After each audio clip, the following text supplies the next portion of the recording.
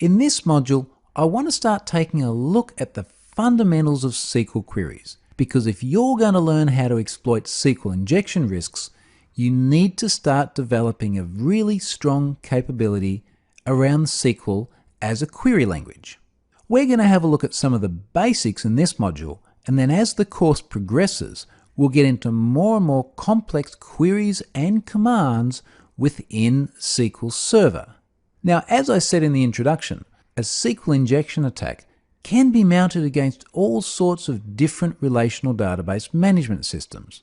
I'm going to focus on Microsoft SQL Server, but I'm also going to point out where you need to be conscious of differences in the language semantics between SQL Server and other relational database management systems. So with that said, let's go and take a look at the overview of this module. So we're going to cover a number of different things in this module.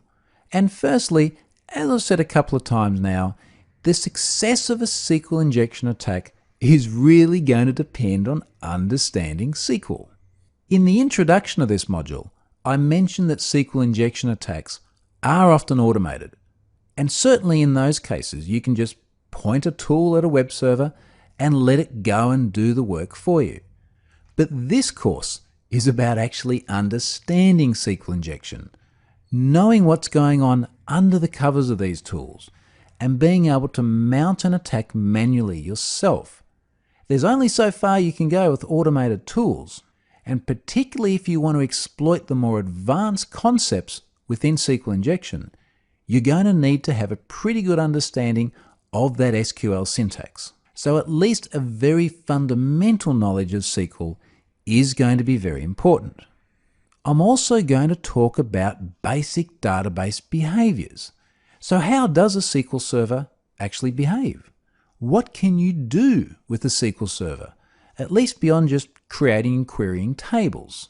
And one thing you'll see as the course progresses is that you can actually get right down to the operating system level with the SQL injection attack.